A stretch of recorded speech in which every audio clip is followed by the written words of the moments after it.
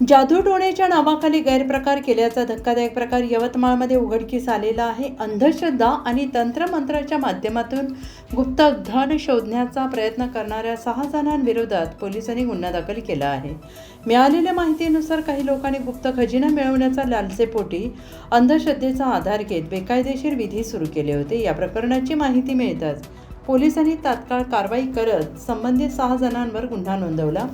Police अधिकाऱ्यांनी सांगितलं आहे की अशा प्रकारच्या अंधश्रद्धा पसरवणाऱ्या आणि लोकांची फसवणूक करणाऱ्या कृतींवर कडक कारवाई केली जाईल. तसेच नागरिकांनी अशा भ्रामक गोष्टींना बळी पडू न पडता जागरूक राहावे असे आवाहन करण्यात आलं आहे. या प्रकरणाचा पुढील तपास सध्या सुरू आहे. व्हॉइस ऑफ महाराष्ट्रासाठी ब्युरो चीफ मुन्ना मजावर यांचा खास रिपोर्ट.